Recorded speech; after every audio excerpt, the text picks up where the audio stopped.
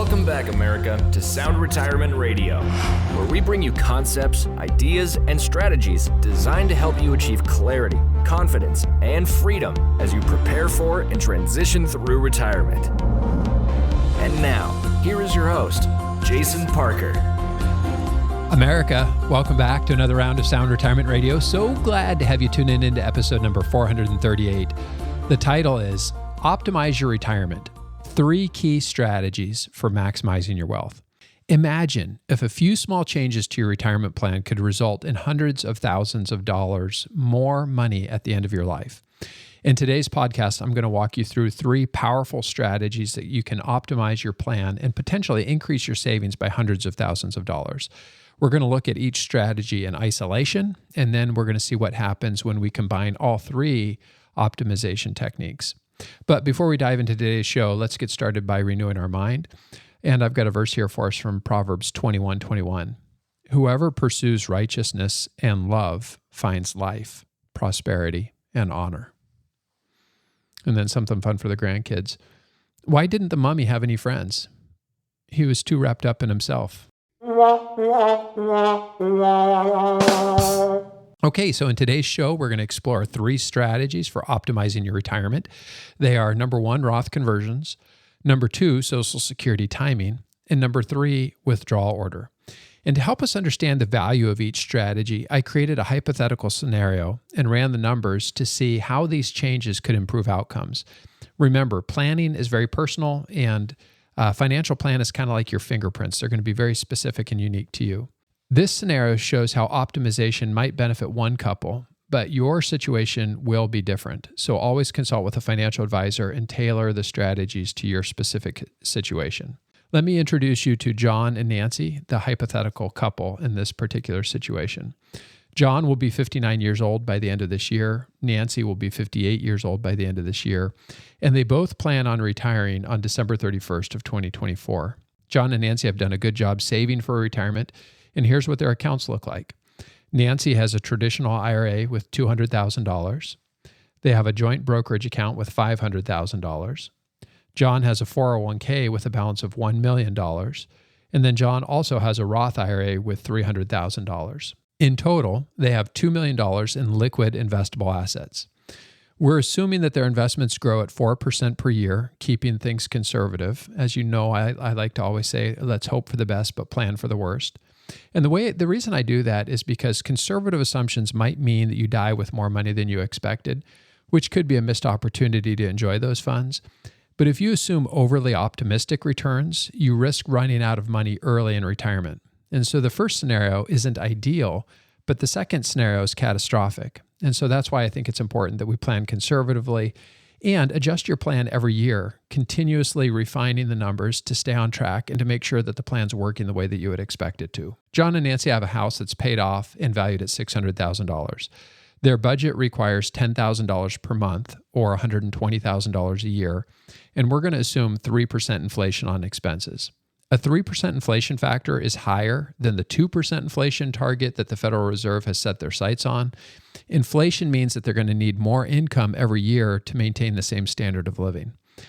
As a side note, we've been seeing higher inflation over the past few years, and that's something that we need to be mindful of in our planning.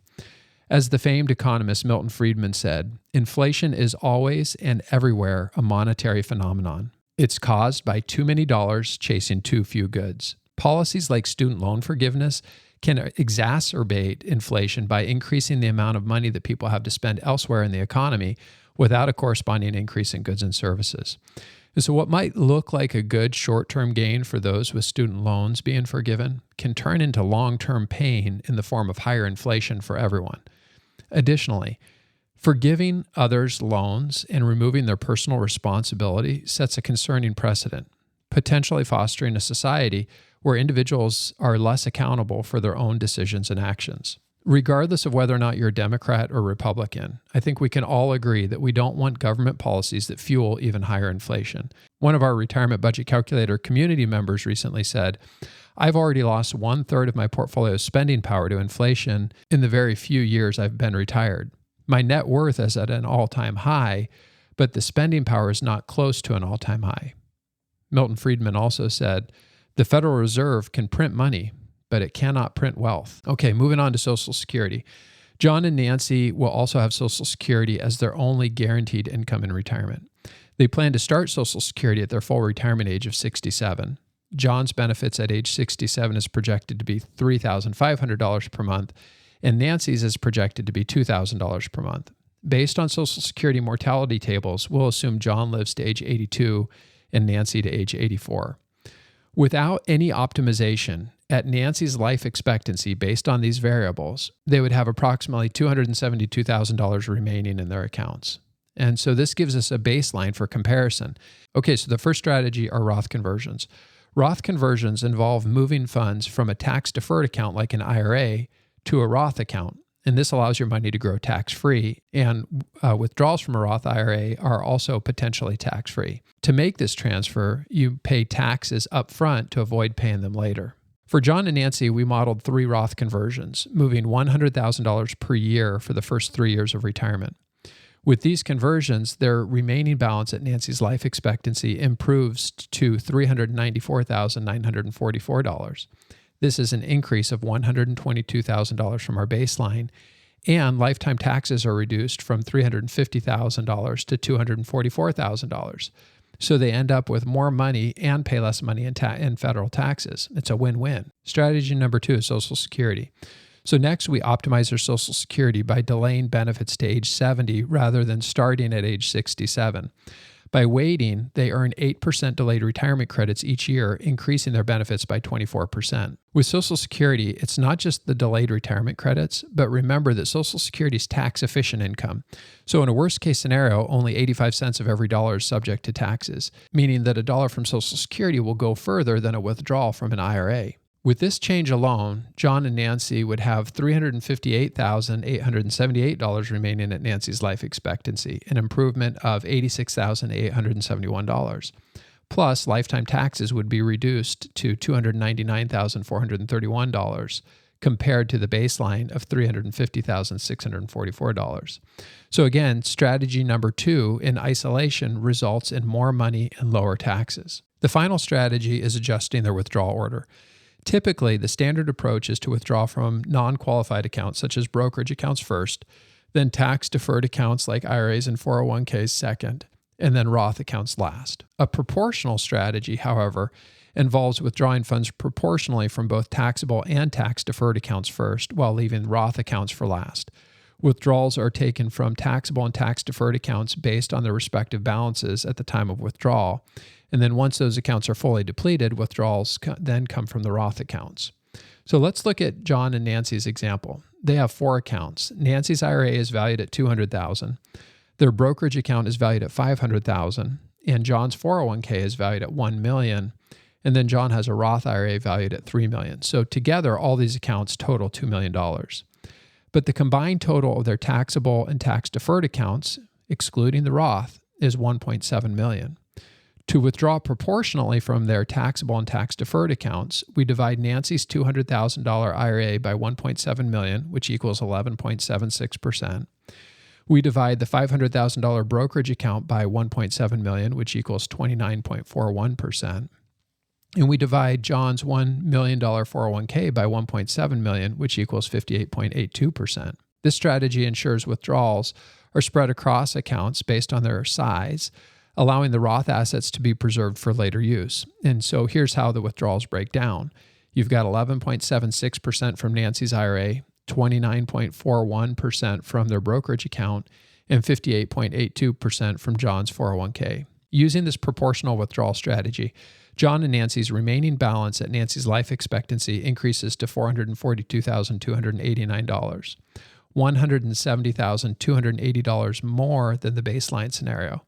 Additionally, lifetime taxes drop to $245,583, resulting in a savings of $105,061 in taxes. So now that we've seen the individual benefits of each strategy, let's look at what happens when we combine all 3. When we implement Roth conversions, optimize Social Security timing, and adjust the withdrawal order, John and Nancy end up with $493,546 remaining at the end of life, a total improvement of $221,539. On top of that, lifetime taxes are reduced to $177,476, saving them $173,168 in taxes compared to the baseline plan. When you layer these strategies together, they compound upon each other. Roth conversions give you future tax savings, which compound over time. Delaying Social Security increases guaranteed income, which means less reliance on withdrawals, allowing your investments to compound. And proportional withdrawals further spread the tax load, allowing more of your investments to grow. In summary, combining these three strategies leads to better results because they work synergistically to reduce taxes, maximize growth, and preserve assets. Each strategy addresses different aspects of retirement income and taxation, and together they create a more efficient and robust plan for long-term retirement planning. So as you can see, making a few small changes to your retirement plan can make a big difference. It reminds me of that quote that says, "A small hinge swings a big door." These strategies, Roth conversions, Social Security timing, and adjusting the withdrawal order, can help you optimize your retirement and reduce taxes. But the key is that you have to tailor this to your unique situation. The coolest part? You can model these strategies for yourself using the retirement budget calculator.